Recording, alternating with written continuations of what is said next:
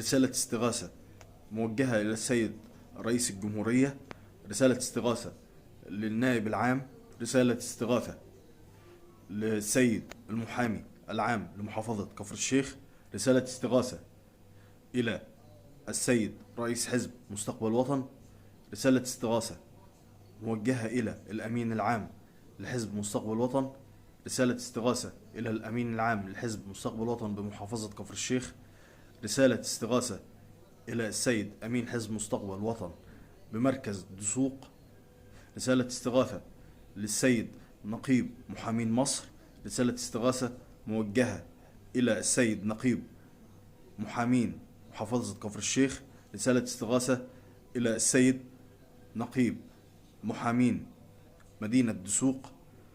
رجاء انقذونا ممن أساءوا استغلال السلطة والنفوذ في ترويع وإرهاب المواطنين وتدمير ممتلكاتهم الخاصة والاعتداء عليهم وتهديدهم بتلفيق التهم والقضايا لهم، وتواطؤ بعض أصحاب الضمائر المنعدمة وأصحاب الأهواء الشخصية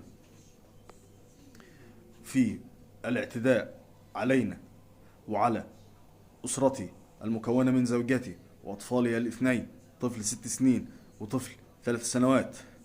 رجاء أنقذونا يا فندم، ليس لنا بعد الله سبحانه وتعالى غيركم.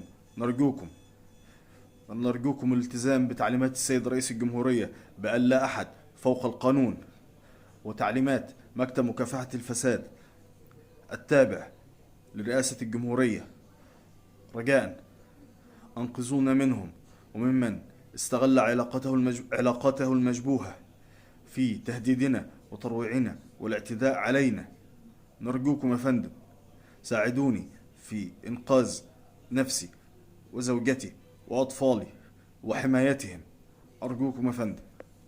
وكل الأحداث والوقائع موثقة لدينا بتسجيلات صوتية وتسجيلات مكالمات وتسجيلات على موقع التواصل الاجتماعي الواتساب والفيسبوك، وصور المحادثات كلها جاهزة للتقديم لمن يهمه الأمر ويمد يده لإنقاذنا وإنقاذ أسرتي وانتشالنا من بحر الظلم الواقعين فيه، راجينا من الله عز وجل ثم من معاليكم ومن أصحاب الضمائر الحرة وممن يتبع تعليمات فخامة الرئيس في تطبيق القانون على الجميع وأن لا أحد فوق القانون.